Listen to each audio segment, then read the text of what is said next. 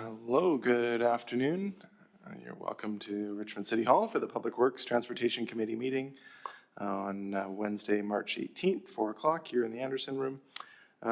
Starting off, we'll look for maybe some clarification on items for the agenda, which is coming up. We'll get to that. So first minutes, motion to adopt the minutes from February 18th, 2026. We got to move, and I'll second that. Okay, all those in favor?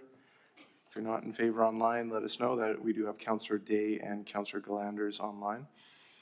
So that is carried. We'll move to the next committee meeting date. Will be scheduled for April 22nd, 4 o'clock here. Now, the additional items that I've heard, so from the agenda that many of you may have looked at, it has been revised, and first off, we are going to have a couple non-item delegations. The first one will be in a moment from Nelson Judy Taylor on Milner Road and traffic safety. Then we'll have Urjan Ma, who's online to speak about bus speed and reliability. Then we'll go with the original planned 3 items on the agenda. And then following that, the first item that's been added is speeding and traffic hazards near Arrington Elementary School. So that is going to be item number 3A. And then 3B, I've heard from some members that we want to add Spires Road. And we've had a couple letters written to us about parking for residents and construction issues on Spires Road in the neighborhood. So we'll add that as 3B. And then I think our 3C will be a road sign for Nelson Road. We've had a issue in regards to its visibility close to Blundell Road East and Bartlett Lane in that vicinity. So that will be our 3C. Is there any other agenda additions? Online, not hearing anything. Okay, can I have, I guess we'll just carry on with our presentations then.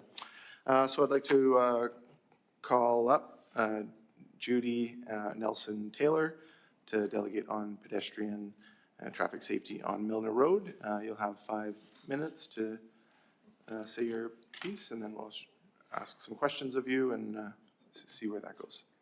So, welcome. Good afternoon, everybody. My name's Nelson Taylor. I'm representing the residents of Milner and my wife, Judy Taylor. And I'm here to discuss the concerns that we have about the unsafe conditions that exist on our street, Milner Road. For those not familiar with its location, it's a short 2-block long road running parallel to Gilbert between Blundell and Francis.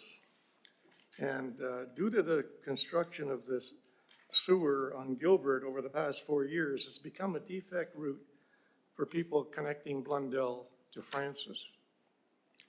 And this particular part of Milner is getting far more traffic than this road can support.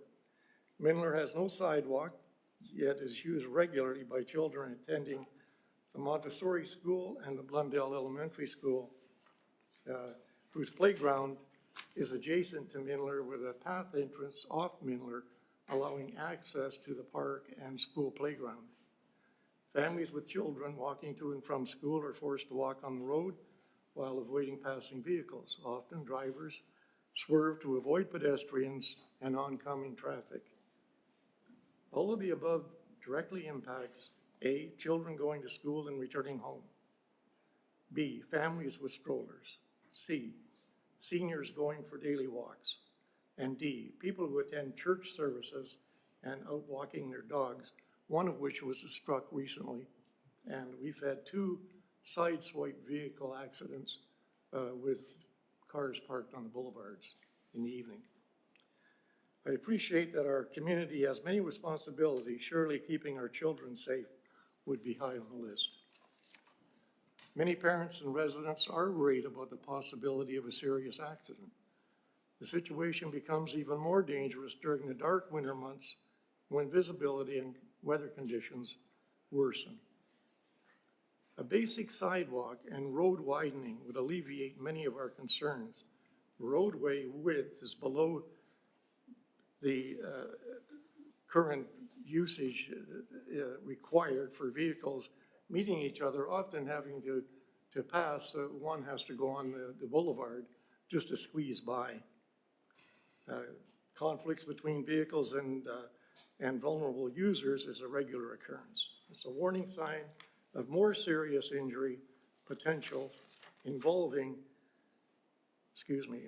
more serious accidents, and proactive infrastructure is significantly less costly than responding to a serious injury or fatality. Milner Road is functioning as a much more than an isolated residential road. Infrastructure should reflect usage, not just zoning classification. Currently, Milner is dangerous, and we urgently request that a sidewalk and road widening be initiated as soon as possible, hopefully avoiding more serious consequences. Our community wants to support a safe environment for our children and seniors, and hope the city shares our concerns and will address these issues before someone incurs serious injury. Thank you very much. Great, thank you for coming forward and speaking to us. Just before we go to our first speaker, I see a lot of faces in the audience. I'm just curious how many are from the Milner Road area? So it's about 10 or so. Great, thank you for being here. So we have our first question coming from Councillor Heat. Yes, thank you very much, and thank you to everyone that is attended and reached out to council with respect to the significant issue. And I got to tell you, it concerns me. I've driven down Milner Road when I first moved here, and it was for horse and carriage almost. I'm that old, but now it's changed substantially. So my first question to you, Mr. Taylor, is how long have you lived there? 31 years. And have you noticed a significant change in the amount of traffic that's utilizing that street? Oh, absolutely. Yeah, not only from the local area buildup, but from the construction on Gilbert that has enticed a lot of people to use that now as just a little shortcut down to Francis from Blundell. So it'd be their common route. So how many houses are on that street on both sides? How wide? How many houses? Oh, an estimate from Blundell to Francis. Francis? I would say probably 30 maybe on each side. And have you done some canvassing? Because I know there's several people here. Have you done canvassing in the? Have, yes, and what's the feeling within the neighborhood? We've got about 20 some signatures through our canvassing. A lot of them can't be in attendance today because of the hour, but we've got a lot of support. And my last question is, we know the route that these, especially going to Blundell Elementary into the park and the playground. So would it be fair to say a lot of people that are going to the school or to the playground that may live on Francis Road or any of the other areas would come down Milner Road to get to the school? Oh, absolutely. Thank you. And also, I might add, Cash, in the summer, that park is busy from April till September. They have 2 baseball diamonds, and a lot of people park on Milner and enter through the pathway to the playground. So that it's extremely busy all summer. And these people, of course, have nowhere to park, so they just park on the boulevards down the street, which, creates another hazard as well. Thank you. Great, appreciate that. I'm going to go to Councillor Day. Thank you very much to the chair, Councillor Wolf. I would like to refer this to staff because I actually know a few people who live on Milner that I've spoken to over the years, and they have told me the exact same thing, that it's just too narrow. So given that it is a throughway between Francis and Blundell, I think it warrants further study. So I'd like to refer this to staff for the next option. Great, we'll come back for the official referral. We got a couple more speakers first, but thank you. Councillor McNulty? Thanks, and thanks very much for coming forward, and thank you all. We take this very, very seriously. I'm not a member of the committee, but I was going to do the same to see somebody else come to staff. But I do have a question of staff, if I can, while the delegation's here. Do we have any monies in the capital for upgrading of sidewalks in an area, and is Milner Road anywhere on the list for improvement over the next short while? So if we deal with the delegate before we go to the staff questions, because I have several too. Oh, okay. All right, then through you to the chair. The immediate solution that you brought forward then is you would like to see a sidewalk. At least you'd like to see a sidewalk. I heard you say you'd like a sidewalk at least on one side of the road. That would alleviate a lot of the problems, the sidewalk and widening the street a little bit. And widening of the So street. that at least two cars can pass. It would- Okay, so we've heard, and I just want that for the record, what the delegation actually asked for, and then we can make that as part of Councillor Day's referral and Councillor Heed on that to staff at the time. So thanks very much for that. Thank you. We've had. Great, thanks. So once we have a referral on the floor, we'll come back to the speakers. The last. questions. Perfect.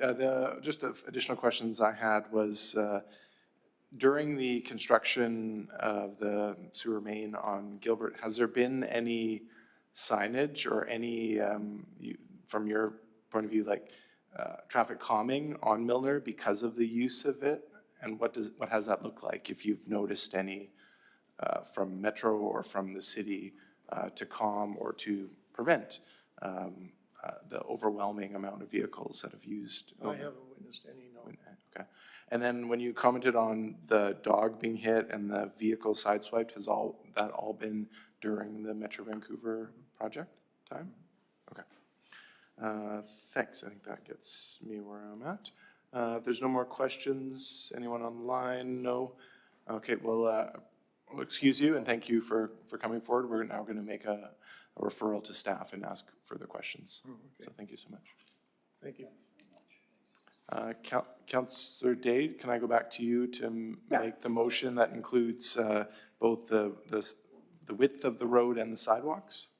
Yeah, I think we need to review the situation on Mindler Road, and it is, because it goes through from one end to the other, it is a road that people will dogleg through, and they go faster than they should. And I agree with the speaker, there's only really enough room for one car on the road. So I think it's time to make some improvements there, and I would so move. Great, so yeah, just to clarify that, the motion you've referred staff is for to study the width of the road as well as the adding a addition of a sidewalk. Yeah, and then we'll come back to staff with their recommendations. Great, thank you. And that's been seconded, and now we're in some discussion here, so we'll go to Councillor Heed. So I think, I got to tell you, I'm not opposed to the referral. I think the process, if we're going to just debate the referral right now, I have some issues because I have several questions for staff with respect to this. I believe we'll get to the referral for a long term, but there needs to be some temporary solutions to it. So I would like to engage our staff even before we put the referral on the floor, because right now we can only debate the referral. Correct? Yep. Well, we can pass the referral and then you can make another motion to direct staff after that.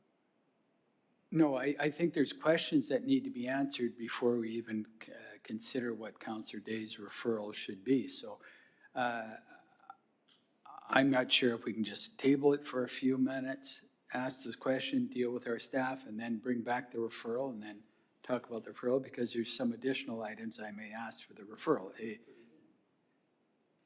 But I've got questions of staff before I even consider it. And I think, so do we want to ask it during the referral process, or do we?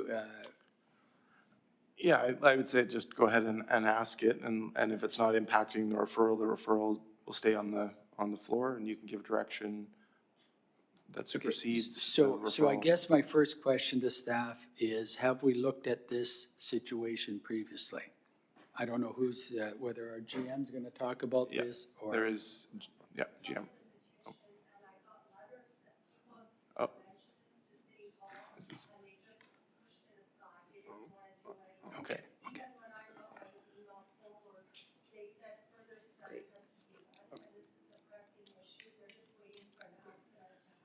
I appreciate that, thank you. I appreciate that, thank you. We'll take that to heed right now, and we'll take the action immediately. So we'll first go to perhaps staff who's stepped forward, and then maybe general manager. Oh, sorry, I turned you off, there you go. Yeah, Mr. Chair, I'm happy to provide an update on where staff are with a review of this request from residents. We have undertaken a transportation study on Mindler Road. We are in the process of compiling that data and providing an update via memo to council on our findings. What we do see is that while the majority of traffic is traveling at the posted speed limit of 50 kilometers per hour, we recognize in this context that that feels too fast. And we did notice in our data that some traffic is actually traveling over 70 kilometers per hour. So we would like to engage with the residents and work on traffic calming measures. The city has a program for implementing that, and we can consult with them on some options. We did look at the geometry of the roadway, and it looks that there's space for a traffic circle at the intersection of Lucas and Mindler, and some speed cushions that will help to enhance the pedestrian environment. And we can also discuss some mechanisms and programs that the city has with respect to pedestrian facilities as well. So that's fine and dandy for a long-term approach. We already have a report that we're going to be debating here on lowering the speed limit, and you're the author of that report, across Richmond in residential areas down to 30K. So that's already in the works. And you know, that's good that we're thinking this long-term. We have a narrow road with no pathway for seniors or kids to walk on. People out walking their dogs, people out with the strollers. We've got to look at having some type of pathway, and not 6 years from now, 3 years from now. We've got to look at having some type of a pathway in place for them to walk instead of on the road.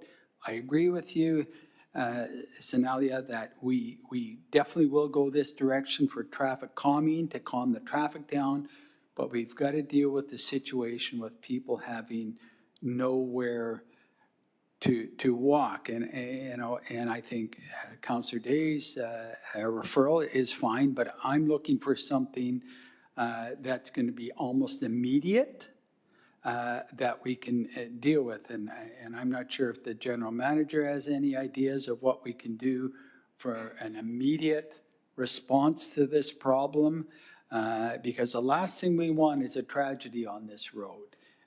We've got a couple of months of school left, and you know, my daughter would go to the bike courses at the church right on the corner, and I know what it's like, because you know, I've used Mindler Road several times. So I really think this is a priority issue. So I'd love to hear what the general manager in his first response to this would be.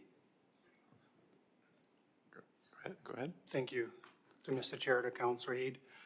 As Council may recollect, this matter came up at the February Public Works Transportation Committee meeting. There was a referral already made at that time to look at these safety issues. So that prompted us to do the safety study, the speed study, and start working on this item. Now with this additional referral, it's nice to get some clarity on the request, which is the road widening and the sidewalk. We can turn it around pretty quickly for council and committee.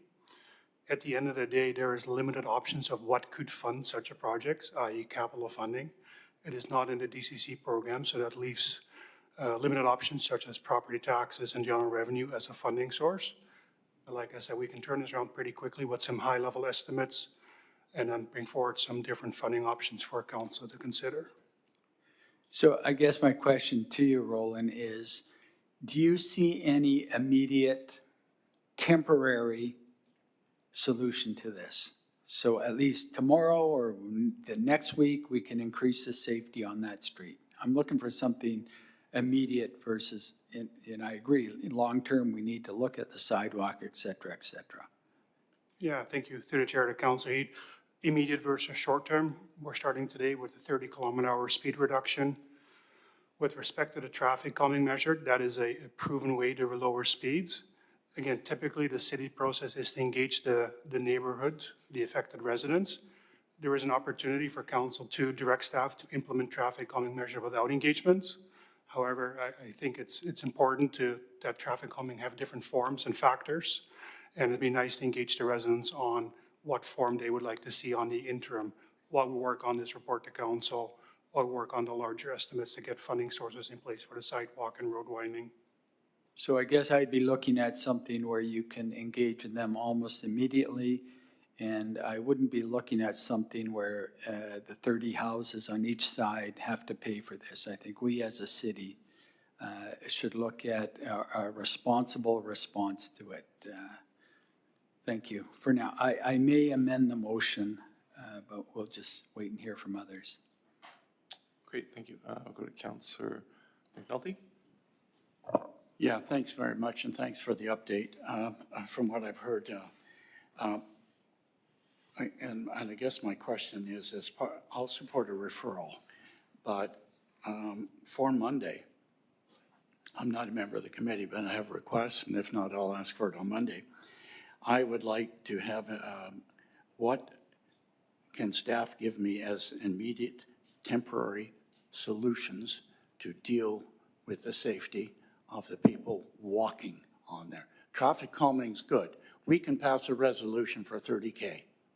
We've done it in Steventon. I led that.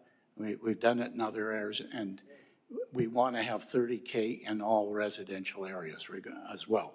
So I'd like to have that for Monday on what we can do. You say it's not in the capital plan, et cetera, then give me an estimate of what it might cost to put a sidewalk on there. How much money do we have now? What do we have in minor capital? What do we have in major capital? And what's the balance you need? Council can make a resolution to allocate funds there if it so desires, okay? But I have to have that information, okay, to staff. And I'd like to see that, I'd like to separate what we can do today and what we're going to do tomorrow as part of the referral. They've asked for a sidewalk, and I think they should ask for more. But let's see if we can address that and how fast could we put it in. You said we could turn it around very quickly, which I appreciated. The GM of Public Works has said that. I thank you for that, and I thank you for your counsel on that. But I really believe we, with Councillor Heed, we have to have something immediate on this right away. The delegation's sitting there, they're waiting, they're going home in a half an hour, and somebody's going to go 60 miles an hour through their backyard again. We got to stop that, okay, some way, shape, or form. And if it means coming back as part of reducing the speed in that area alone, I'd like to have that and what resolutions we would need, because that would be the debate we would have on Monday if we have it. I guess if it's a referral, it won't come on Monday, but I'd like to, maybe we could get a memo, and then maybe Monday we can put it as part of lowering speed limits, et cetera, and deal with Milner in addition to that, so it is on the forefront. So anyhow, that's what I would support on Monday, and I request that as a member of council, but not a member of the committee, because I think all of committee needs that information, because we want to do something, we want to do it now. Thank you. Thank you. Going to online for Councillor Galanders for questions to staff or discussion. Thank you, Chair. Yeah, just a discussion, and you know, lowering the speed isn't going to do it. It's going to be helpful, but as far as this issue goes, lowering the speed is one part of it. But in many neighborhoods where the speed limit's 50, people are going 80. In my neighborhood was like that, and I'm close to the entrance to a school neighborhood, and so my street was like the highway, and it's also a neighborhood that doesn't have sidewalks. And it's concerning to me how many neighborhoods in Richmond don't have sidewalks. And I had a very close call when my kids were little and they were in the stroller and there was a lot of snow, and I had to take them to something, or maybe we just wanted to be out in the snow. I don't remember, it was 15 years ago. But the only place I could roll the stroller down was in one of the tire tracks of the snow, deep snow in the road, and a car came whipping around the corner, and we had to dive into the snow and tip the stroller over, and he yelled at me. Anyway, long story, but since we've brought in traffic calming measures into my neighborhood, like the speed bumps and whatnot, it's gotten a lot better. But our roads are very wide, so there's a lot of room. So if we're looking at a really narrow road with no sidewalks, it's definitely urgent, I would say, and disaster waiting to happen. So what I would like in the, and I'm not on the committee, so I can't vote either, but I think it'd be really good for us to know how many neighborhoods in Richmond don't have sidewalks still, so that we can see how many of these are down the pipe that we might need to address, because I was always told it would be at least $10,000 per resident on our street if we wanted to get sidewalks. So like others have mentioned, you know, general revenue funding, you know, maybe this is why our taxes have been so low, because we're not charging enough to get sidewalks built. Like, we need sort of a big picture, how much money we need to get sidewalks in which neighborhoods, and which neighborhoods are the most urgent. Maybe there'd be special levies on certain neighborhoods for each project if everyone, you know, I don't know. Anyways, I would just like to know how many neighborhoods don't have sidewalks, because if we go and put sidewalks in one neighborhood, then other neighborhoods are gonna want them too. And we'll let staff maybe address that question now. Mr. Chair, I know there are many older subdivisions that have boulevards without sidewalks, like Minler and other neighborhoods, like in the Steveston area. I don't have a quantity today, but it's something that staff can take back and review. Okay, thanks. Is there anything else, Councillor Glanders? Okay, great, thanks. I just had a couple other questions. So do we, have we been collecting data at all due to the Gilbert Road sewer line work impacts that this has had, accidents that may have been attributed to vehicles going through these detours or finding shortcuts around the traffic blockage? Have we at all been collecting data and maybe sending a report to Metro Vancouver of what the delay of this project has cost this individuals and the city? Do we have any track on that? Mr. Chair, I don't have any additional information to provide other than the residents' observations, our data source on this. We've conducted traffic counts. It doesn't look like a busy roadway, but from what we hear from the delegation, there has been a traffic impact, and we'll continue to work with them on a resolution. Thanks. And then my other question is, in other streets like this where everybody shares the road, there's usually some signage about that when you're pulling off of Francis or Blundell and you're going onto a street where every user is now sharing that same space. Is there any such signage for this thoroughfare? No, okay. No, from residents as well? Not that I'm aware of. Staff. Mr. B? Yeah, Mr. Chair, what I would say about that is I don't know if signage would be the most effective way to do that. I'm not aware of any such signage. I do think that, as Councillor Glanders pointed out, that speed humps and other traffic calming measures are far more effective than signage in cases like this. That's for certain. And so there's, I think, a memo likely going to come. So I think for the members in the audience, you can expect that staff have heard everything today. They're going to compile it into what are the things that are already being looked into, what are the options, perhaps funding options for this, as well as what gets supported as a referral coming up in the next few minutes here, as well as later in the agenda, the potential for speed reduction and how that will impact and when in this region. So and I guess I could ask the staff as well, once that memo is compiled and it's usually sent to council, could it also be sent to Mr. Taylor, who presented it to us today, to disseminate to the people who are here and the people in his following? Is that a possibility? Mr. Chair, we can take direction and do that, and we can provide response. And as we offered, happy to meet with the community as well. Okay. I think that would probably be helpful for the residents who are listening here and knowing that the minutes are being taken, but the minutes might not capture all the specific items that you're looking for. So when you get that, please let council know if it meets what you're asking for, and if the timeline is appropriate. If not, please give us more feedback, and we'll continue to work away at this to address the issues that have been brought forward. So thank you. So at that, I think we do have the referral motion on the floor. It's been seconded, and so this is Councillor Day's referral from earlier. So all those in favor? Oh, question first from Councillor Heed. Sorry. Could I just hear the referral again? Do you want to read out what you have?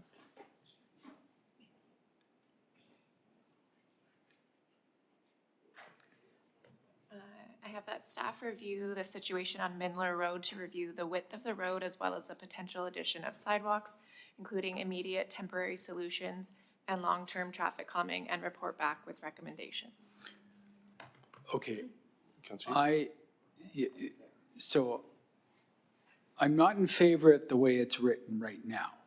And the reason why Councillor McNulty brought it up, I want to separate that a bit.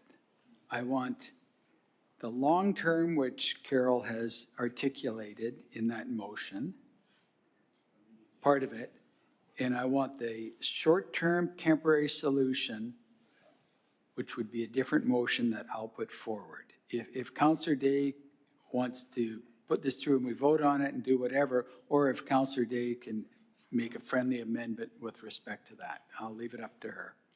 That's a friendly amendment. Thank you. Okay, so you want to make, you don't want to make it a direction to staff for the immediate work? You want it There to will be a direct, Oh, let's vote on Carol's motion, the way it's written, if we could just hear it again with removing the temporary start of it, and then I will make another motion with referral motion with respect to that. okay, back to the clerk. That staff review the situation on Mindler Road to review the width of the road as well as the potential addition of sidewalks and long-term traffic calming measures, and report back with recommendations. I see someone on Zoom, probably Councillor Day. Oh, did I get you? Councillor, oh, sorry. Councillor Day, are you there? Yeah, I am. Yeah. So I'm okay with the friendly amendment. That's fine. As long as we look at all the options, because the reality is we think we know what we need, but we don't know until we've spoken to all the residents on Mindler Road. And it could be sidewalks, it could be expanding the road and putting barriers up. It could be traffic calming, it could be traffic circles. We don't know until we do the work. But I understand the need for immediate improvement. So if we want to do two separate motions and that's going to move things along, that's acceptable to me. Or if Councillor Heed wants to amend my motion, I'm okay with that as well. Great, thanks for clarifying that. We have another comment on this before the vote to Councillor McNulty. Yeah, thanks very much. I'll support the long term. I can't vote here, but I do support it. I believe there needs to be another motion vis-a-vis where Councillor Heed and I are going with regard to immediate temporary solutions tomorrow. And that is part of the information I've asked senior management about. Are we able to do anything in the short term, even if we scrape a path along there with a whatever? And I'd like that immediately. I don't want to interfere with Councillor Day's motion because it's a good motion for the long term, but we can do many things in the temporary, and I hopefully the motion that staff would come back by Monday with a memo on what we can do, what it's going to cost, where it's going to go, where we can do, and then we can put it on. It doesn't have to necessarily be GP. It could be on, or it doesn't have to be Public Works. We put it on GP if we have to allocate some monies to do some immediate upgrading, because this other is going to take quite a while. As I said, the folks are going home in half an hour. to the situation, then that's not going to help their situation. So if Councillor Heed could make that, I'll leave that in your capable hands, and I will definitely support it. Great, thank you. So with the last wording that was read out by the clerk, but that most recent one that was read out, that's the one that has been made and seconded with the changes. So we'll vote on that right now. All those in favor? And that is no opposed there. That is carried. And then to Councillor Heed for the second one. Yes, I'd like to make a referral to staff that they come back Monday with immediate options that can be implemented within 30 days, complete with a cost analysis, a cost-benefit analysis. All right, that motion for referral has been made and it's supported. There's no discussion around the tables. So I'll call the question on the referral. All those in favor? Any opposition? That is carried. Thank you. Is there any other comments from staff on that one? Thank you very much. All right, thank you everyone who's attended. We're going to go on to our second presentation, which is not specific to Milner. So if you want to leave, you can. Otherwise, there is an item later on the agenda about speed reduction from 50 to 30, which you might find interesting as well. But thanks for coming. All right, we're going to go now to our second presentation, which is from Urjan Ma, who is online. Hi, can you hear me?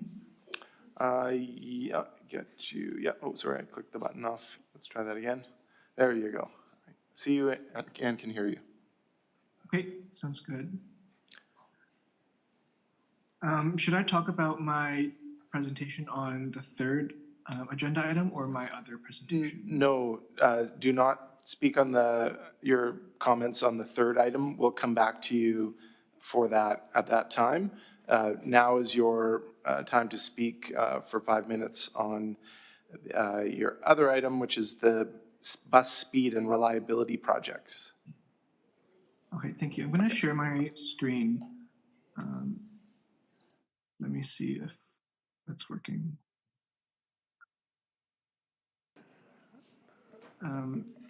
Regardless, I can continue with my presentation. I just see a black screen right now. I don't see any slide or anything. It's okay. I can proceed without. Okay. Okay. Thank you to the committee for allowing me to speak about the importance of improving speed and reliability of Richmond's bus system. I'm Urjan. I live on Gary Street. I'm an organizer with Movement Metro Vancouver Transit Riders and the chair of Movement's regional committee in Richmond. We're a nonprofit representing more than 1 million transit riders per week, and we're advocating for transit that's fast, reliable, affordable, and accessible. Buses are a key part of moving people within Richmond, as well as to and from other communities. They connect us with jobs, seniors to healthcare, students to school, young people to opportunities, customers to businesses, and communities to social spaces. More than 20.6 million trips were made in Richmond in 2024, so that means more than 64,000 boardings on Richmond's buses. For context, that's 30% of Richmond's population, and that means that 64,000 fewer trips are on cars, meaning 64,000 fewer cars on our roads. What does that mean? That means there's less congestion for people who do need to drive.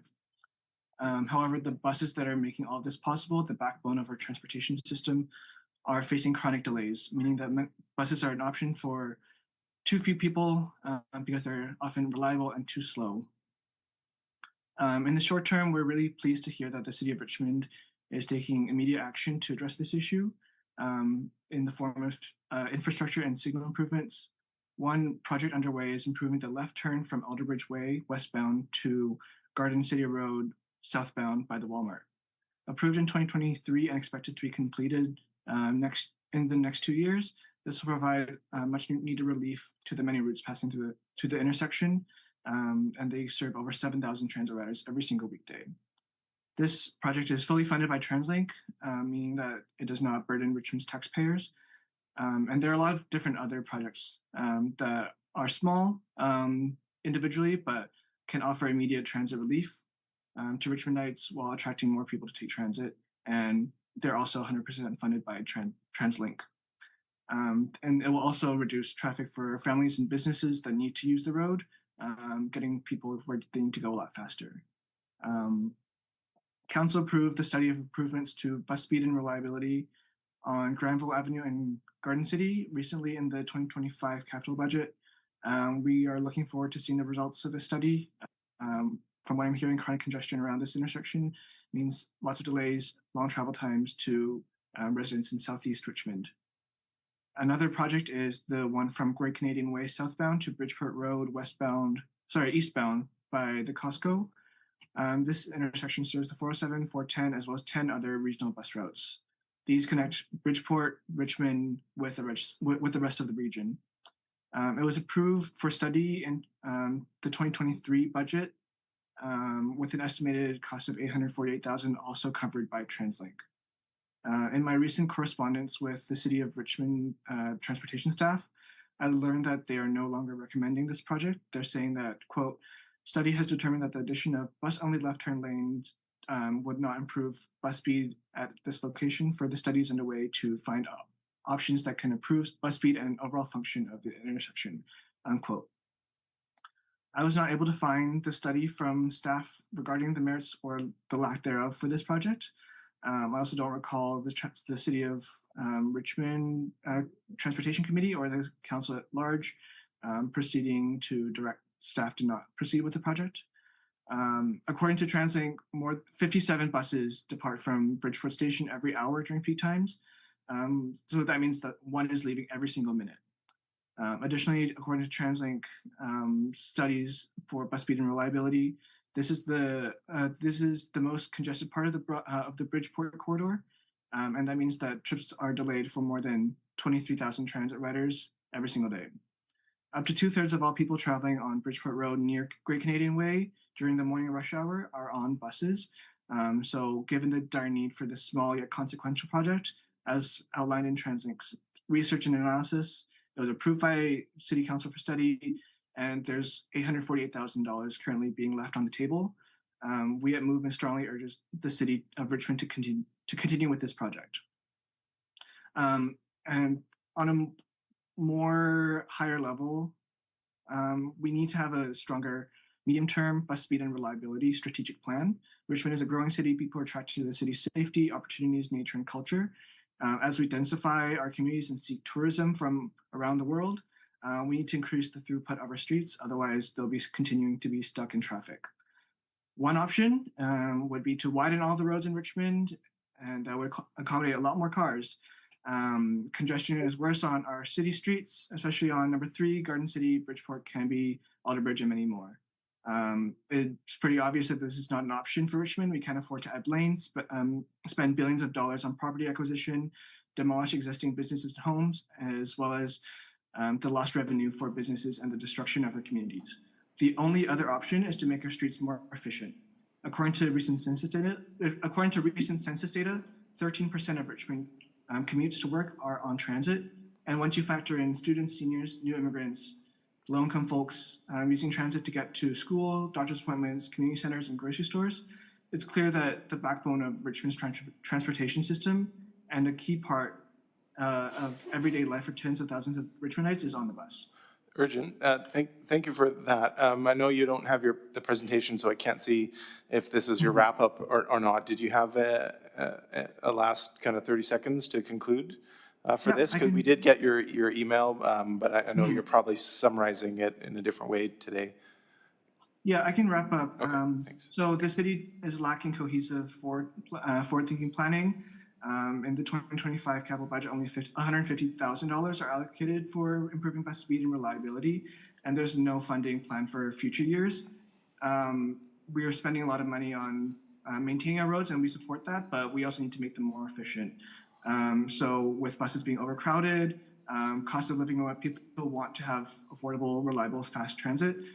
So this is why we need to improve bus speed and reliability, and that'll put a lot of money back into the pockets of Richmond residents and save them a lot of time in their day. So thank you again for the committee and staff for allowing me to discuss this really important issue, and I'm happy to respond to any questions. Great, thank you. I just wanted to clarify one point off this top here. You said the city's that was doing a study with the Granville Garden City, and that you're hoping to hear the results from. I'll be asking staff kind of when that is coming. Was there another one of those studies that you mentioned that was an exclusive city one? Because there was a lot of overlap ones there with TransLink being the sole provider of it. From my understanding, this, number one, I would like to, like I know that it was approved in the last capital budget for the Granville and Garden City study, so it's probably not ready yet, but I don't know if staff has any information on that.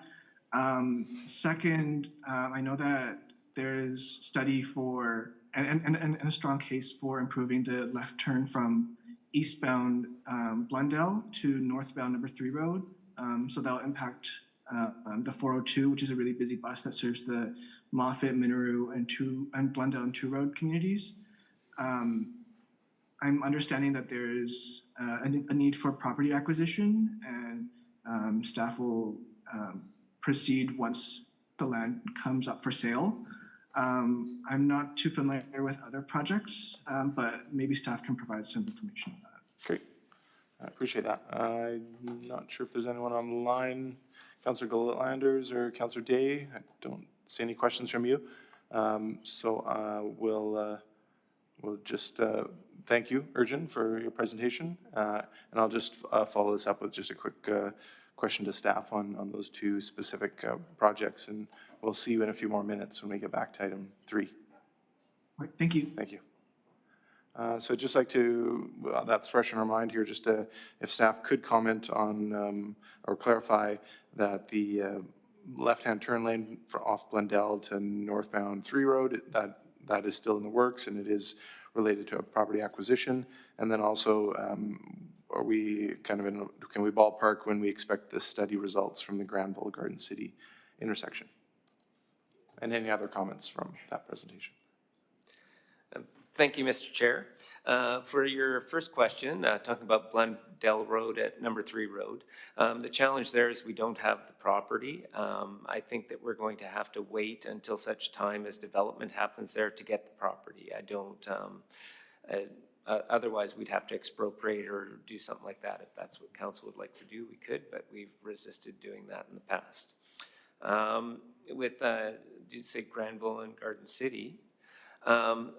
I'm trying to think if we were trying to figure out if that's a BSR project at all. It is one that staff is looking at to figure out how to do something better at that intersection. I know it came up in one of the pieces of correspondence that came to you and council that you know, some people suggested some traffic circles and things like that. That's some of the options we're looking at, but you know, that project is ongoing, and hopefully we'll have some suggestions on what we think could be done there to improve the situation sometime in the next 3 to 5 months. Terrific. All right, thank you for that. No other comments, questions, so we will move on to our agenda item number 1. That's the award of contract, supply and delivery of PVC pipes and PVC fittings. Any additions to your report, Brian Shepherd? Nothing to add, but we'll answer any questions that you have. Thank you. Are there any questions on this one? This is to Andrew Sherritt, I saw, yep. No questions, okay. I'll look for a motion on this one from a committee member. I'll make the motion on this one. Is there a seconder? Councillor Heed. And all in favor? Any opposed? That is carried. Thank you very much for the report. Item number 2, award of contract, supply and delivery of municipal castings. We have presenter Victor Ma. Do you have anything you'd like to add? To the chair, nothing to add. Happy to answer any questions you may have. Great. I don't have any myself. I don't see any questions or in the room, so thanks for being here. We'll take a motion. That is seconded. All those in favor? That is carried. Thank you very much. And we're on to item number 3, proposed approach for lowering speed limits. We have a staff recommendation here. I'm sure we'll have some comments, but is there anything else from staff first you'd like to add to this? Mr. Chair, I don't have anything further to add to the report, and staff are available to answer questions. Appreciate that. All right, we're starting with Councillor Heed.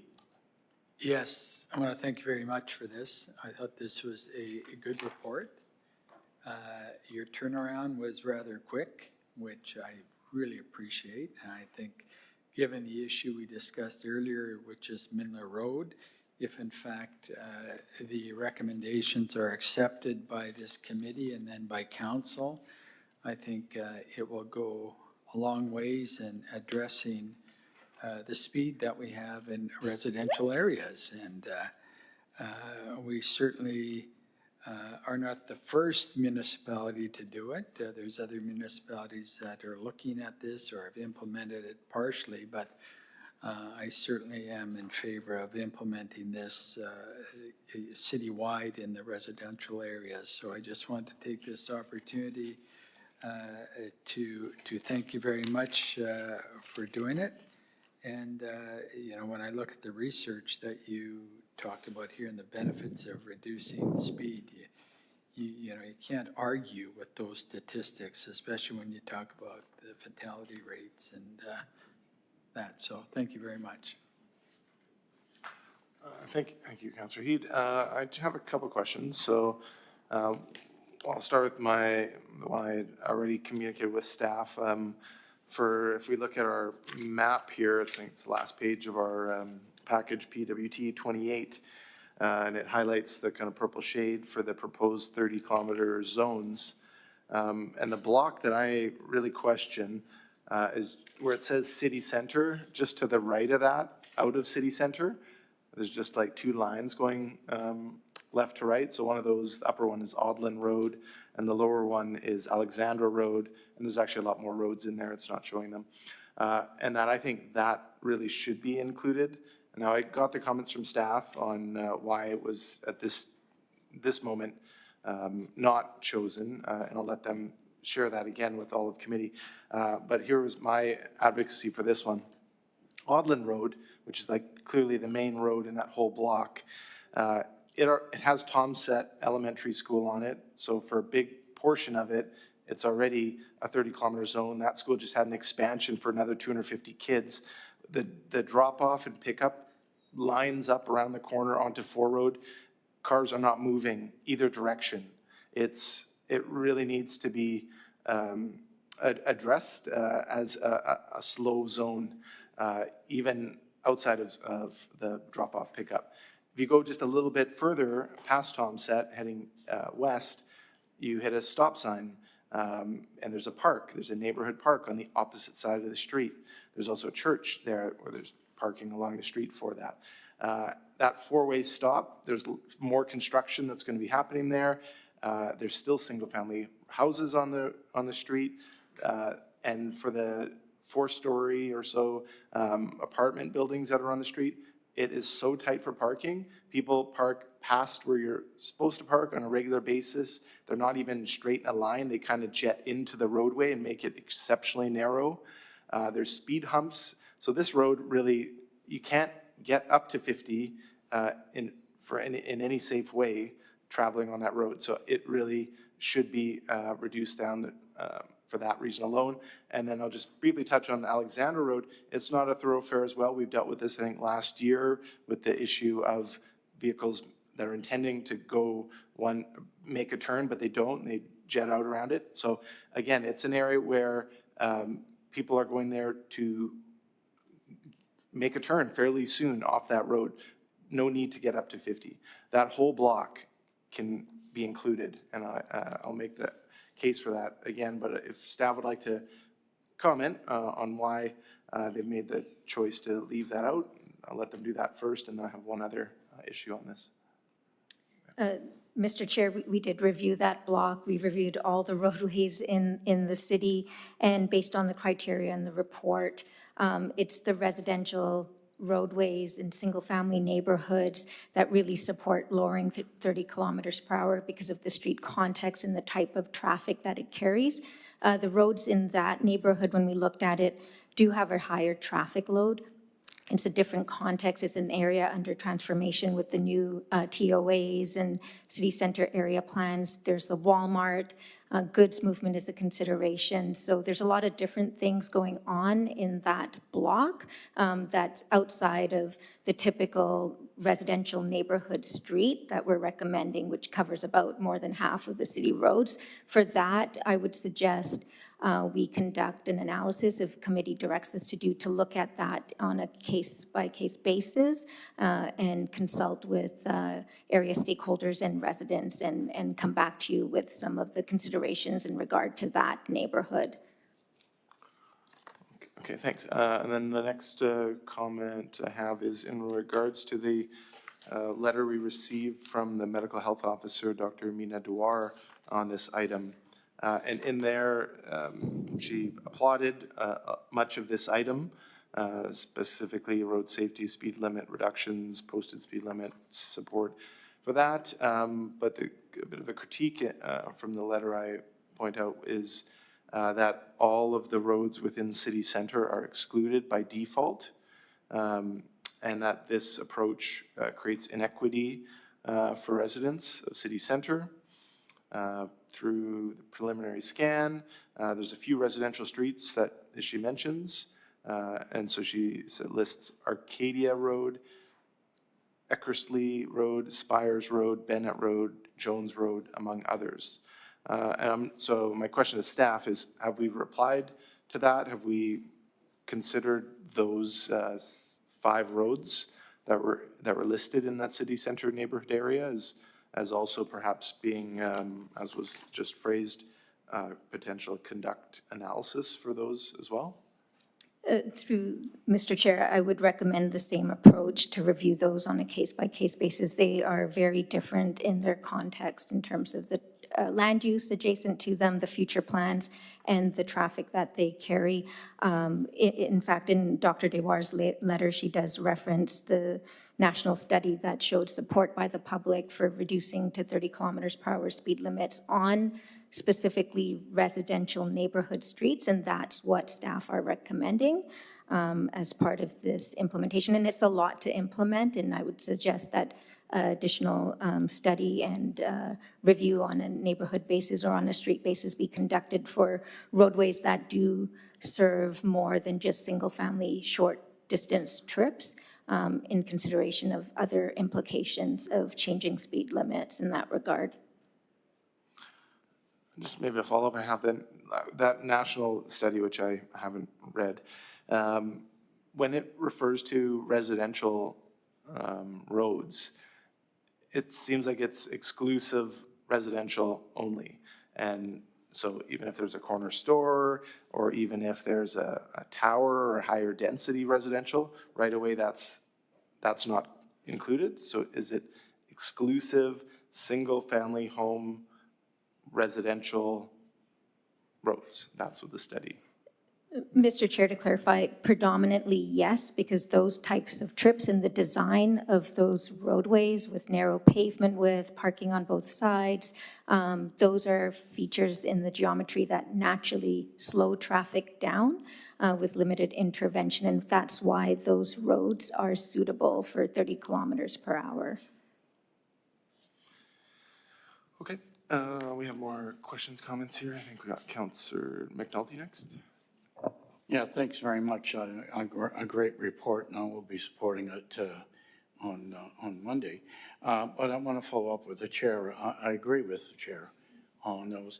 It seems that from Blundell North and City Center, there are a lot of, quote, still residential areas, which are multifamily.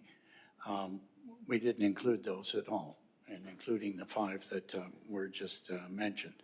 Can we include those at a later date if we wish to make a referral to continue studying them? Through the chair to Councillor McNulty, absolutely, we can take direction from committee to further assess those areas of the city for consideration of a lower speed limit. I'd like to see that made on Monday, that we accept the report as is to get it implemented right away. And then let's keep our eye on and look at the future area, just over here, for example, where we have the multifamily, we have similar issues, even though it's a wider road. There are similar issues with speed. So anyhow, we'll see how that transpires. Thank you. Thank you. We'll go to Councillor Heed. Just for clarity here, the referral, and we talked about it's residential areas that have no center line lane.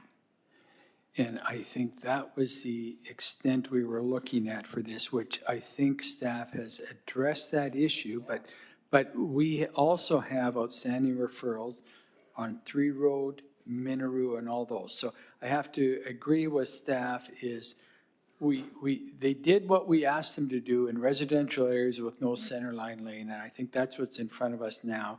And if we've got a process in place as been articulated, where these individual areas, we can make referrals for staff to look at it. Because you recall, Councillor McNulty, you and I were passionate about 3 Road and Minaroo, lowering that. We're not sure where that is right now. Yeah, thank you. Thanks. I have a couple more questions to staff. In the report, it mentions Vancouver and Victoria and Saanich as other areas that have reduced the speed limit down to 30. So have they done it to the same ones that are recommended in this report, or have they done it to all? Like the ones that we're not including, would have they included those as the reduction to 30?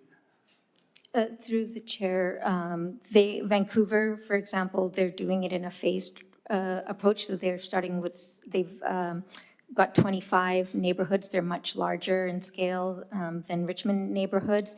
They've already established 33 corridors in residential neighborhoods with 30-kilometer-per-hour speed limits, and they've implemented 6 in additional neighborhoods as well. And on Vancouver Island, what we see in Victoria and Saanich is their focus to start with is also on the residential streets. Okay. I'll go to Councillor Day, who had a question online. Yeah, thank you very much.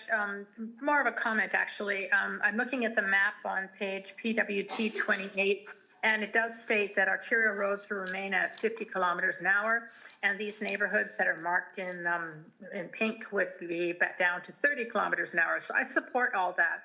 If we, down the road, after the studies come back, decide that there are some arterial roads that should go to 30 kilometers, I would support that as well. But I'd like to move this forward today so that we can make our neighborhoods a lot safer by reducing the speed to 30 kilometers an hour. So I'll be moving the motion. All right, we'll take that as the motion being moved and seconded. So it is on the floor, and I'm just Councillor Glanders would like to make a comment. Yeah, just a comment. Good discussion, good report. And I think that New Westminster has also gone to 30 in most neighborhoods, because I was driving through there. So that's one to add to the list.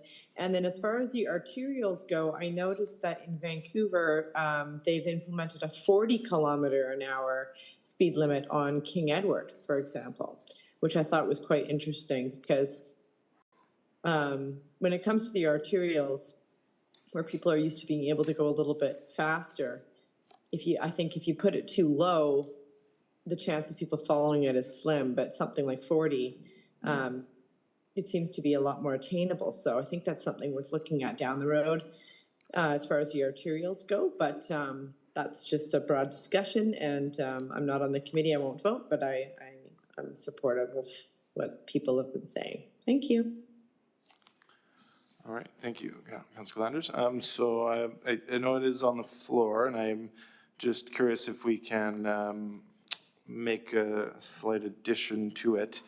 So I'll see if this is acceptable to as a potential amendment to what staff have recommended, which is the option 3 and option B. But I would like to add 2 things. I would like to have the map adjusted and to include the block that I mentioned, to not be conduct an analysis for it, to just include that block as well. It is out of the city center. It's unlike everything else on the map. and it should be included with all the other non-city center areas. And then my additional part I'd like to add to this motion would be that we do the conduct analysis for city center, including those 5 listed roads that were mentioned earlier. Oh, right, and there's some delegations on this item as well, sorry, that are present or, sorry, virtual. So anyhow, before we get to those delegations, I'd like to know if staff, council, committee members have any other comments on that as an amendment to this motion. So we add that West Canby block and that we conduct analysis on those city center areas. Councillor Day, you made the motion. Did you have any? I don't think we can vote till we get the delegations. Oh, I know. I just want to see if I can, before. Yeah, it's fine for me. Okay. Okay. It's fine for me. I'm happy for the amendment. Okay, thank you. So yeah, we're not voting on it just yet, but I just wanted some clarification there. No other comments specifically to those items that I raised. Okay, there is a question from, or comment from staff here first before we go to the delegations. Yeah, thank you, Mr. Chair. Just seeking clarification on the city center locations. Are those the 4 or 5 roads listed in the letter by our health officer? Yes. Okay, thank you. All right, we're going to pause our discussion now, and we're going to go first to, 5 minutes from in person. We have Margie Sanderson from Vision Zero Vancouver. Please come forward.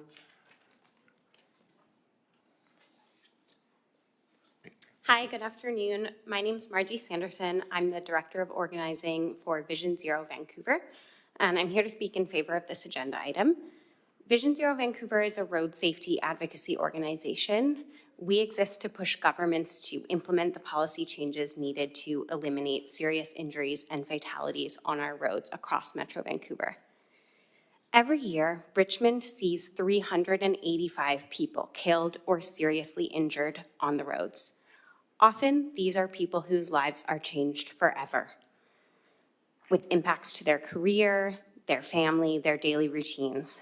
Just in this room, most of us probably know someone whose life has changed by a car crash. I want to tell you a little bit about one person, born and raised Richmondite Julia Kwan, whose life was changed after she was hit and seriously injured by a dump truck here in the fall of 2024. Julia has given me permission to share her experience here today.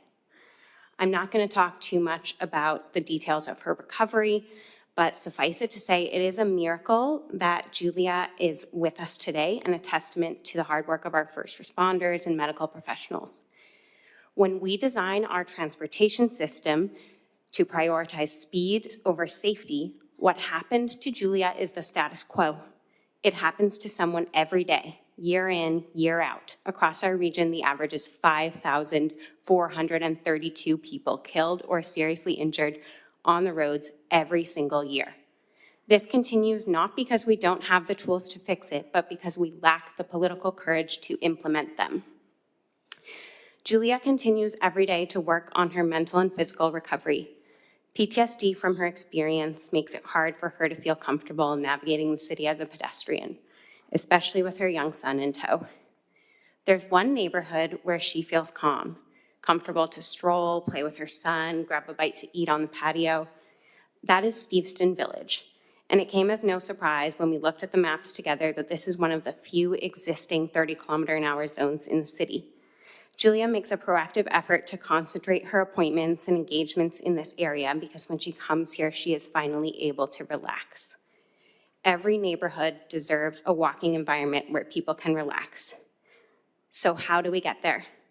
Reducing vehicle speeds is essential. When we bring speeds down, we dramatically reduce the risk of a fatality, bringing survival rates up from about 20% to near 90%. In urban environments around the world, speed limit reductions have also had little to no impact on travel times, even when implemented on all city roads, excluding highways. The proposal before the committee today has some limitations, but many strengths that make it a meaningful improvement. First, the public engagement process.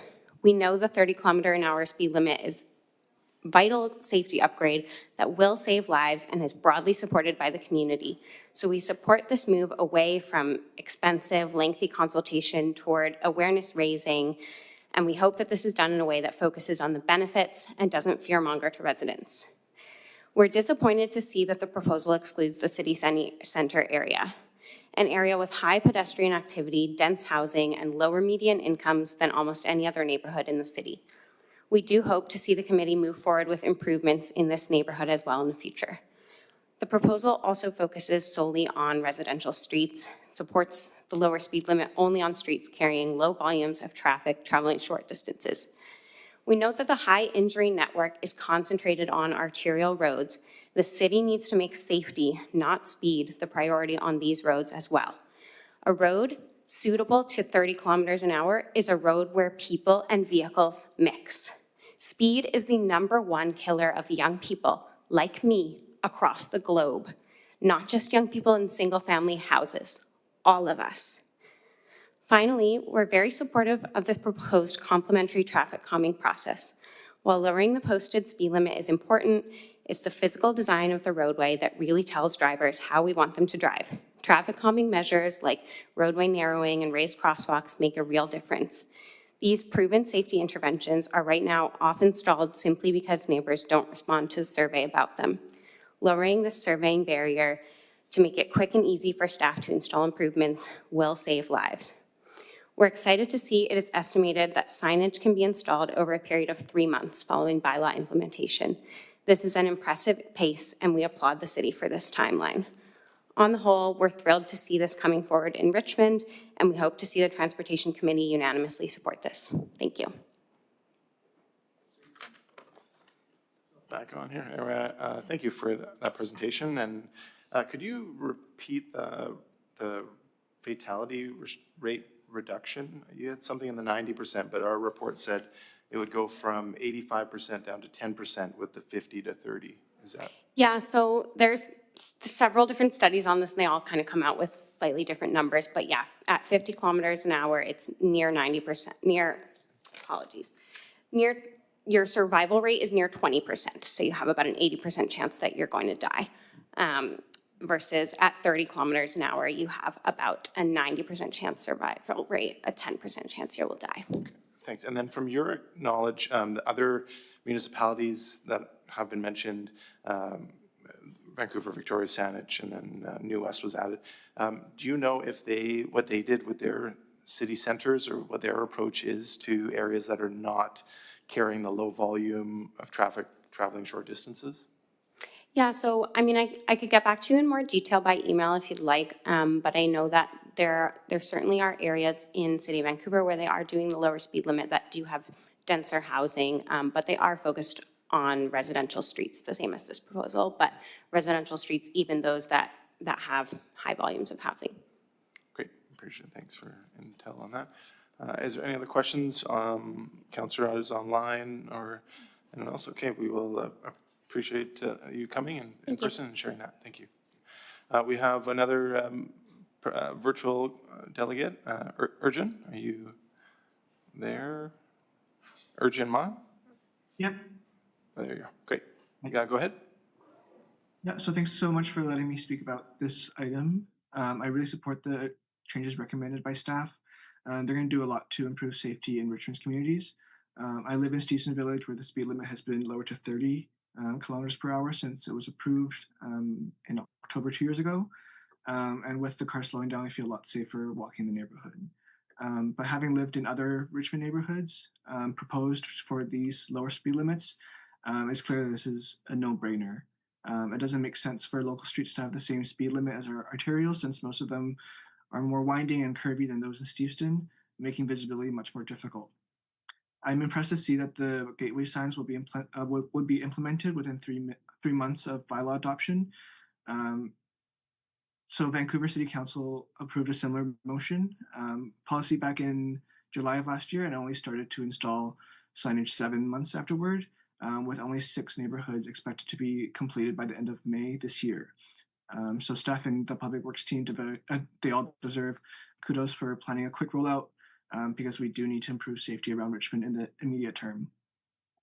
Research shows that while speed limit signage does reduce speeds, it's not sufficient to reduce speeds by itself. Widespread enforcement is very expensive and not really feasible given the other responsibilities of law enforcement. So the solution to do this is infrastructure, wider sidewalks, modal filtering in neighborhoods to prevent through running. This could be something that could be added to the Mindler Road situation, protected and raised intersections, chicanes, roundabouts, trees along the streets, speed bumps, and narrower car lanes to effectively slow down traffic to 30 kilometers an hour. The delegations today mentioned Miller Road, and that reflects a broader desire by much of Richmond for safer streets. Therefore, the City of Richmond committee staff should all extend the street safety policies to cover the entire city center area. It's the densest part of Richmond. There's significant pedestrian, cycling, micromobility, and vehicular traffic. It's also where many of Richmond's lower income folks, seniors, new residents live. And as we build denser mixed use housing, we definitely want those people to feel comfortable living in their communities. It's also where the rest of Richmond visits for healthcare, shopping, dining, and recreation. So all Richmond, they all deserve to walk and roll on streets where they feel safe, to walk their dog, to go out with their family. So committee and staff should also research strategies on improving the safety of arterial roads. The existing design, featuring really wide lanes, right turn slip lanes, other design elements that make drivers feel comfortable driving well above the 50-kilometer speed limit, mean that there are a lot of injuries and fatalities in Richmond, and most of them are on the arterial roads. A few years ago, I was personally hit while crossing number 1 road on Gary Street by a left-turning driver. Luckily, I wasn't hurt too seriously, but injuries more serious than mine and fatalities are far too common. As we increase density on these arterials, we should ensure that those living on those arterials feel safe by designing them for safety and bringing the width of the lanes from the current highway standard to that of urban streets. Furthermore, it seems that every other month there's an article about a car crashing to a strip mall. As the center of commerce for a lot of Richmond, we need to have bollards separating cars and other road users. Without them, everyone is at risk. The city should develop a comprehensive road safety strategy that includes road safety improvements on local and arterial roads, establish guidelines for new developments requiring bollards and other safety mechanisms to protect pedestrians and other road users, as well as a plan for retrofitting such measures onto existing streets and parking lots. I applaud the city for already implementing designs in places facing chronic road safety challenges. I know that there's one on number 2 Road and Westminster. The committee should also expand the scope and collaborate with organizations such as Vision Zero to continue this important work. So thank you so much for your time and consideration. Great, I appreciate your ability to delegate on these 2 items tonight, Urgent. Is there any questions from online or anyone else? Okay, well, I'll thank you very much, Urgent, for being here today. So now we're going to, I believe we have 2 votes to make here. One is for the amendment that I think I've got, which was to add to the staff recommendations that we add the Audlin-Alexandra block and that we do the conduct analysis for the Arcadia, Eckersley, Spires, Bennett, and Jones roads in city center. So I'll move for that amendment. And is there a seconder for that amendment? There's a seconder, Councillor Heed. We'll call the question on the amendment. All those in favor? Anyone opposed? That is carried. Now we'll go to Councillor Day's motion, which was on the staff recommendation as written. And that's been seconded. Any discussion? All in favor? Any opposed? That is carried. Okay, thank you. That's carried. All right, we're moving on to our 3 additional items. Thank you, staff. The first one, what did I call it? Arrington Road.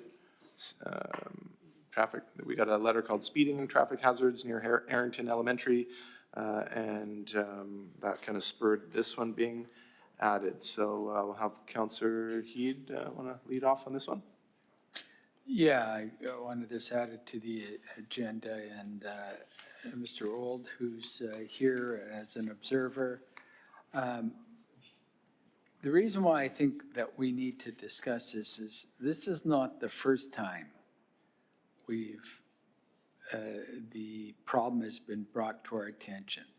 I received several complaints around several of our schools, especially the elementary schools. And I got to tell you, everyone I talk to, when they call me, I ask them to talk to the administration of that school. We have got to get the school board here in order to deal with it. A lot of it, and as Mr. Old has pointed out, it's parents that are driving their kids to and from school in a rather expedient fashion. So I just think it's worthy of discussion to see what the obligation is of the schools within these areas to take some action beyond always defaulting to us.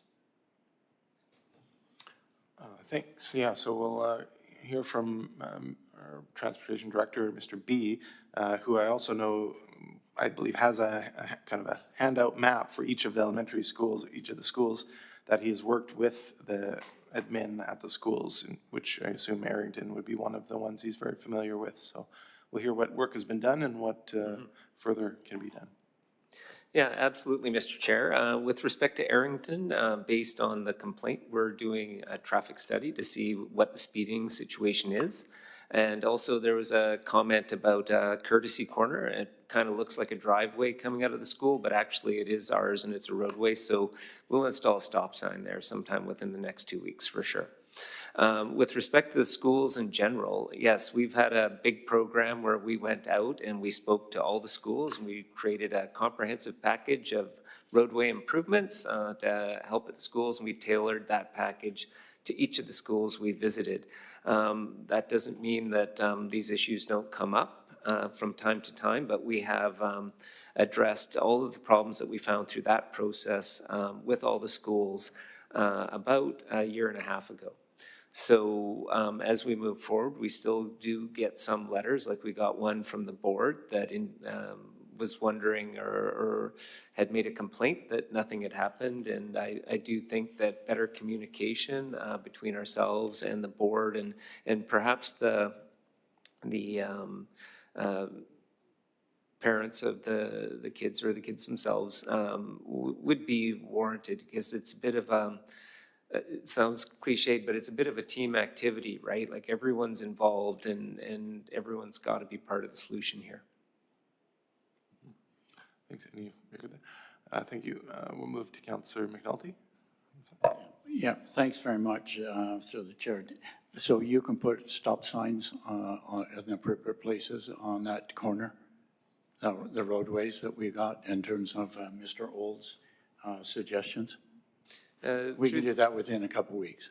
Yeah, through the chair to Councillor McNulty, absolutely. He's speaking about there's a roadway that comes out of the school that doesn't have a stop sign, and we'll put one there within the 2 weeks. Well, I would bet that it'll be there within a week, to be honest. Okay, thank you for doing that. I think we got to call a spade here, and I keep bringing it up, and I appreciate what you're doing with the schools. These people who are creating the problems are the same ones that have children in that school. And I think the school board has got to wake up as well. They've got PAC groups, and PAC groups can be very, very powerful, and to do something and to do some of the education as well. It's not all the city's problem, it's everybody's problem, and it's our problem together. So I think this needs to be discussed again as school board liaison, and as Councillor Heath says, we bring the school board here. We're going to talk about this, because it's not going away. And it's the same people that are coming and dropping little Janie or little Joey off at the corner or in what I call the Le Mans 500 that go in there. And it's even at the secondary level where it's Steveston, London, don't drive down Williams between 8:20 and 10 to 9. So I think we need to really push this and have that discussion so that they have it. And I guess if we have to have enforcement, then we ask for enforcement. We're doing, I believe, all we can within our jurisdiction. But again, it's who is the offending. It's not just the average person that's driving down the street. It's the 500 cars that go in and out in that half-hour period. So keep up the good work. I'd like to see what kind of suggestion we got and to be put on the agenda of the PAC groups so that they sit and discuss these kinds of things. Because they usually have a group of Councilor, 20 on the PAC, somewhere like that. Those are significant parents that have influence in that school. So if it is anything like I had when I was in education, something would be done and the action would be taken collectively. We'll do our bit, you do your bit. So anyhow, keep up the good work and pushing it, and that's all we do. But I think we're starting to come up because it's many are ignoring the rules of the road within the school district. So anyhow, I support whatever we can do. Great, yeah, and just on Councilor McNulty's note there about parents being contributors to the issue, I know of one of the elementary schools whose principal is very publicly shaming using a technique of taking photos of vehicles doing it and then sending it out to the vast email of all the staff at the school and students at the school. So yeah, that's one person's approach.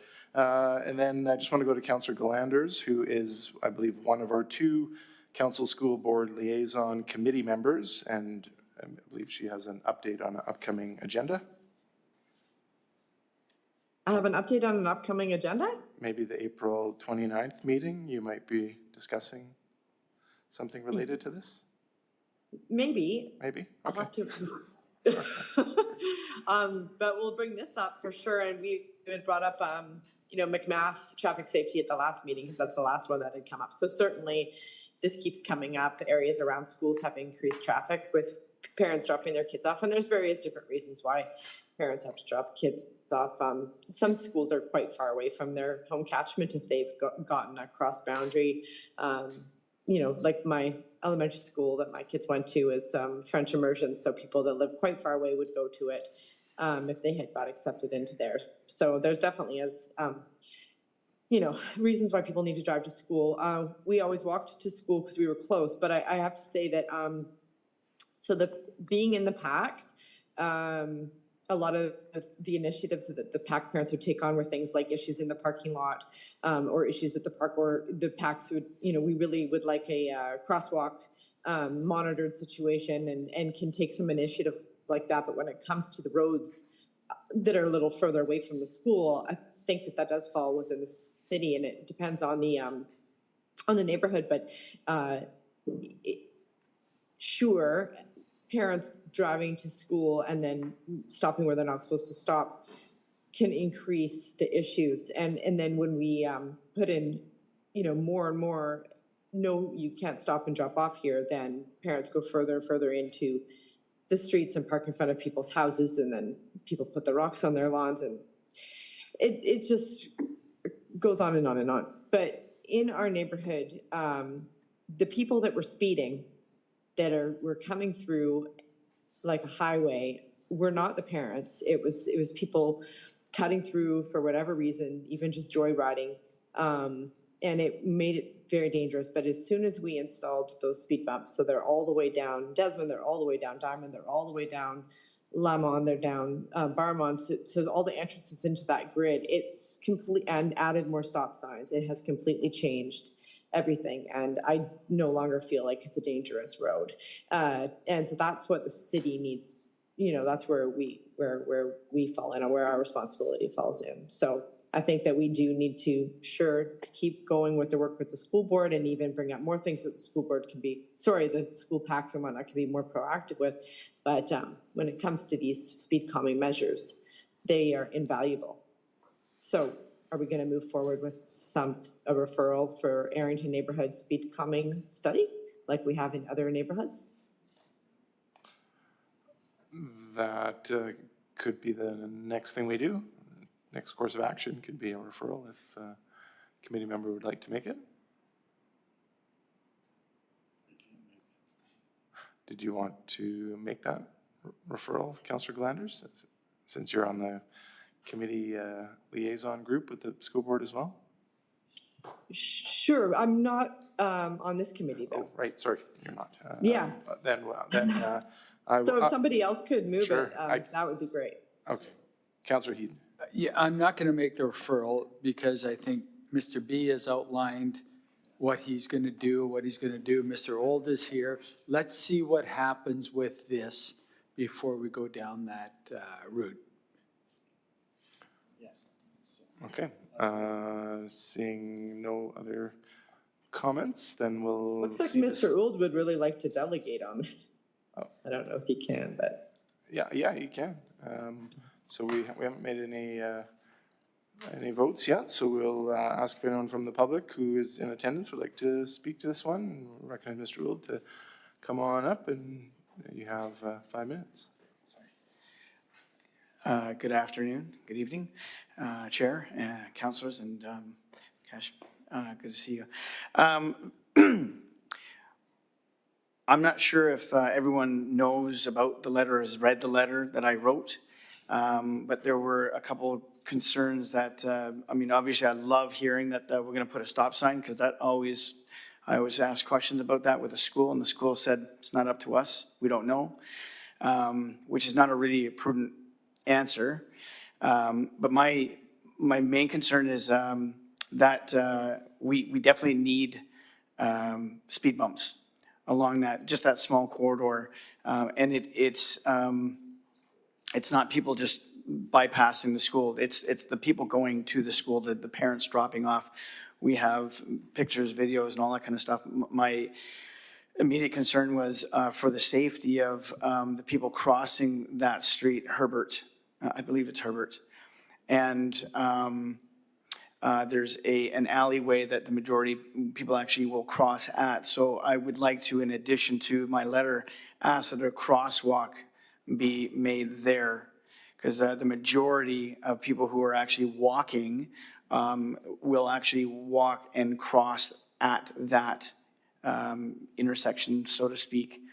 And myself, my wife, our 5-year-old daughter, Zoe, we almost got hit my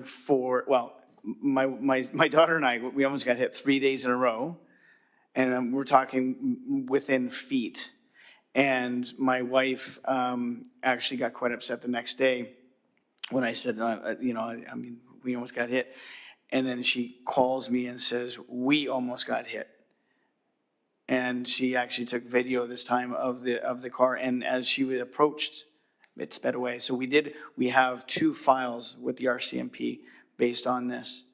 So we're taking it very seriously. And I love the fact that everyone here, I've been listening very intently, everyone is so passionate about safety in this community. It makes my heart warm, and I really appreciate it. So just thank you to everybody who's participating. Councillor Heed called me immediately when I sent out that letter to everybody, and I want to say thank you very much for taking it very, very seriously and listening. It's not so much a complaint as it is just a concern, and I just want to say thank you. Thank you for your time. Just hold up, there might be a question to the delegate. No, okay, then we appreciate you coming and staying through this. To the delegate? Clarification on the crosswalk. Okay, it's over here, it's further down the street. So right here. Right where the red circle? Where the red circle is, yeah, okay. So wherever the red circle is, you'll see that's the alleyway that crosses Herbert. Thank you. All right, thank you. And then, hold on, Councillor Galanders might have a question for you as well. Is it to staff or? It's just another comment after. Oh, okay, we'll come back to you. Now, thank you. It could be to staff, but it's not to Gregory. Okay. Okay, appreciate that. Thank you. All right, so Council Glanders, you're on. Let's hear it. Oh, okay, I just, it's great if we can go in immediately and put in a stop sign. But how would we go about getting speed bumps if they're necessary without a referral? I mean, staff isn't going to just come back to us and say, we put in a stop sign and we think that there should also be speed bumps, unless it's already in. Do we already have a constant proactive program of those things going into all the neighborhoods? Or is it done case by case? In which case, I don't see why we wouldn't refer it. Staff will reply to that. Here you go. Yeah, Mr. Chair, through you to Councillor Glanders, my authority to put in speed bumps and other traffic calming measures is based on a 50% support from the neighborhood. So our process becomes a little bit longer because I have to get that support, but certainly if council would like us to put in a speed hump or something else like that, they can certainly direct us to do so. So you would need a referral. You're not just going to go ask the neighbors on your own.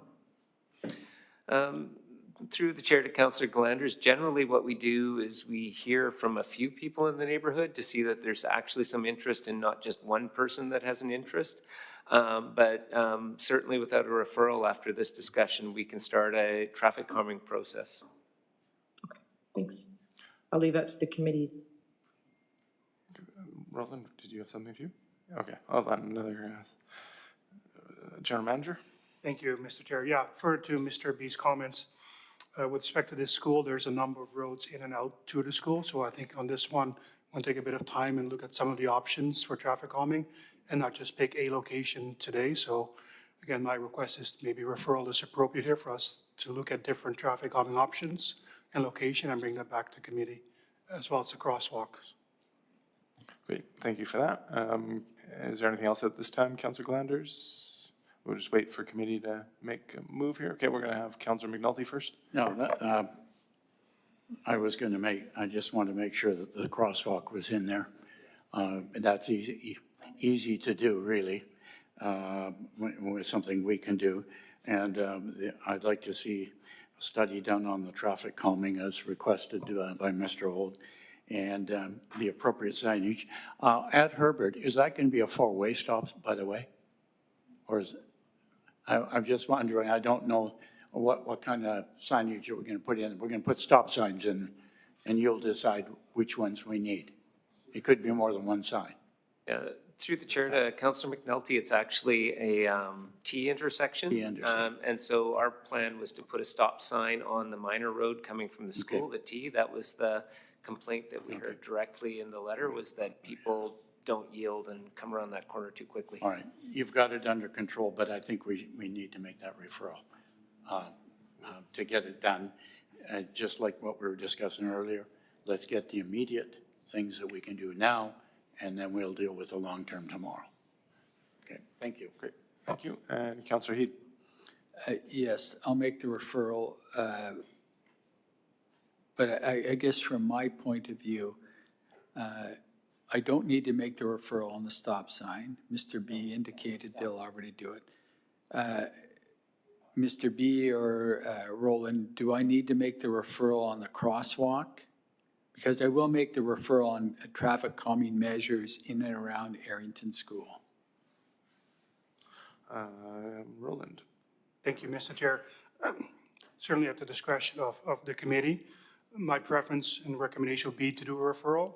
There may be opportunities to look at more than just one crosswalk, than just this location. Okay. So we want to take our time on this one. Thank you. So I'll make a referral, Chair, when you're ready. Yep, and we are ready now.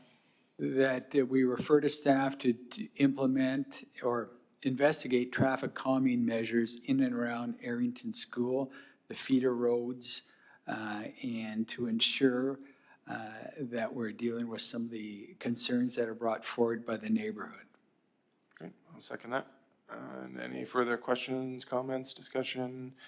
Not seeing anyone, we'll call the question on the referral. Those in favor, anyone opposed, that is carried.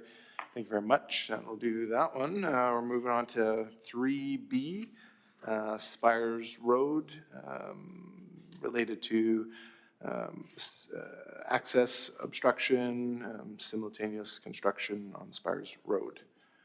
Who'd like to speak to this one first? McNulty?